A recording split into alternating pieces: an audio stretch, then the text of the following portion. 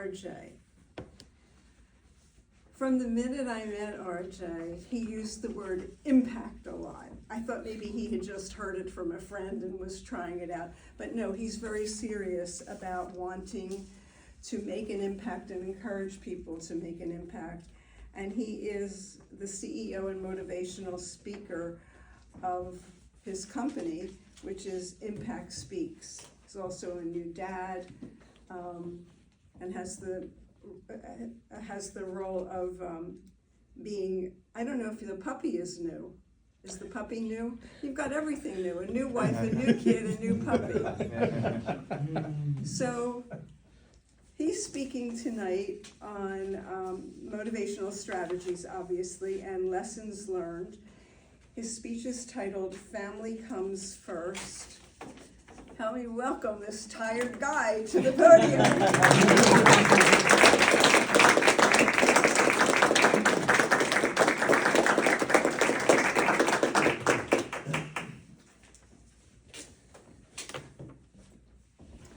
Family comes first. By a show of hands, how many of you have heard that saying? Now, keep your hands up if you actually believe in that saying. Okay, so basically almost everyone in the room. Aside from my relationship with the Lord, family has always been the number one most important thing to have in my lifetime. This would especially become important through the birth of my daughter. Ariella Hope was born June 18th, 2024 at approximately 11:10 a.m. She was 7 pounds, 10 ounces, 18 3/4 inches long. Moments after her birth, I remember standing in the middle of the operating room, just letting the moment all sink in.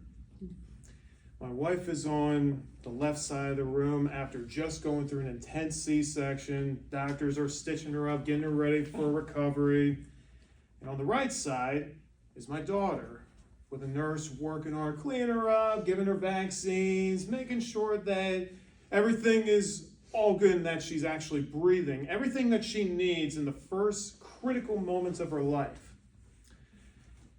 But while all of this is happening, I just couldn't help but just feel a sense of joy, feeling overwhelmed, feeling scared to death. Everything wrapped up all at once. It wasn't too long until the nurse called to me and said, "Do you want to see your baby?" I walked up without any hesitation, and this was the first core moment with my daughter. I go on my knees as I approach the bassinet to where my daughter was. I bring my hand up, and my daughter actually grabs my finger. Her hands are so tiny that it doesn't even wrap around my finger.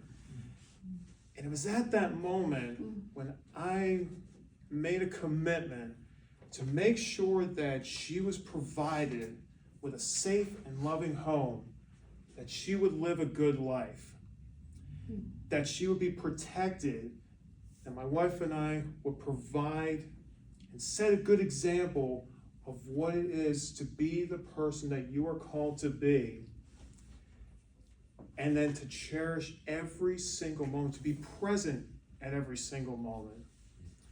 After the whole procedure was done, we were then transferred over to the mother-baby unit, where we would stay in our room for the next few days as Lindsay recovers.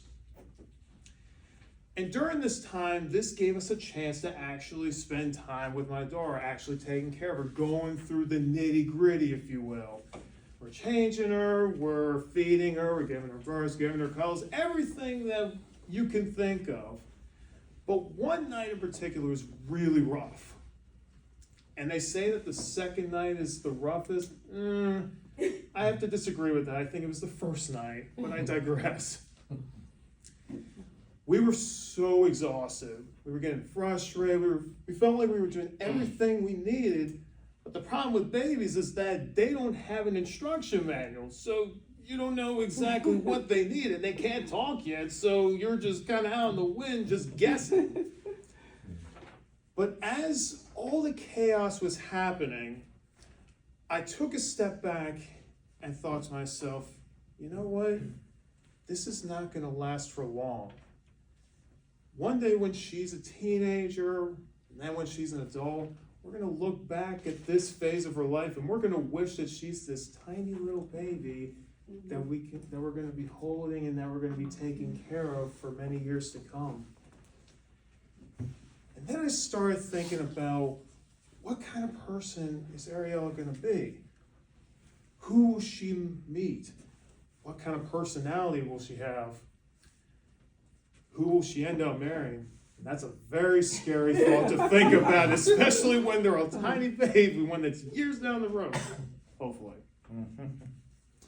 But then it dawned on me, fellow Toastmasters, honored guests, we have a mission to inspire a new generation of leaders, pioneers, game changers, trailblazers that will leave a lasting positive impact that will change the world for this generation and future generations to come. And it all starts with us. And the best part about it is these types of people are living right under your roof. Here's a little something to think about. You could be the most influential person, the most successful, the most admired, the most loved person in your career, in your job, in your business, in your respected industry. But are you really making an impact if your family is not reciprocating that same exact level, if not more? In short, if you are not making a positive impact, or at least attempting to make a positive impact in your family's life, you cannot truly make an impact to others and change the world. I'll say that one more time just in case anybody missed that. You cannot change the world and make an impact unless you first make an impact to your family's life. For me, winning best speaker, striving to become the world champion of public speaking, making speaking my career, all that's important. But none of that matters if I can't share that with my family.